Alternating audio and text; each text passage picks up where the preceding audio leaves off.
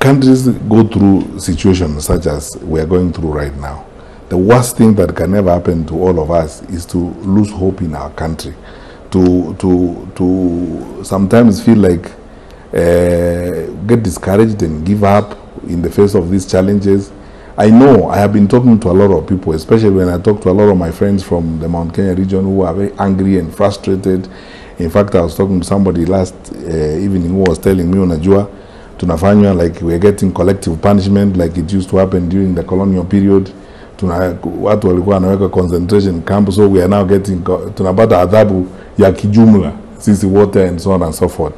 And I told them what I am telling you today, that you know, these happenings and circumstances that happen, they happen over a period of time, and they are meant to educate us and make us better people.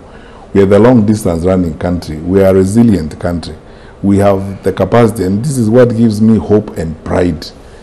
You know, Kenya has got incredible capacity. We will rise up again. And as one great person said, our happiness and pride is not in never failing, but in rising up every time we fail. That, you know, we will get challenges such as this, we will come together, we'll close ranks, we'll crank up, dust ourselves up and get moving. Alafu tuende mbele na safari ya kujenga taifa letu.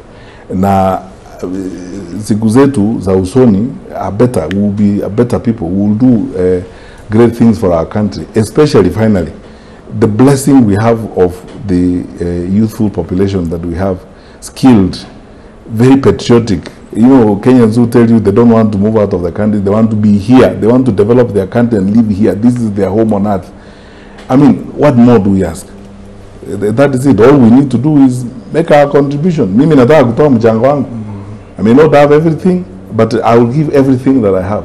And God bless you. Thank you. Na asante sana Daktari Fred Matiang'i.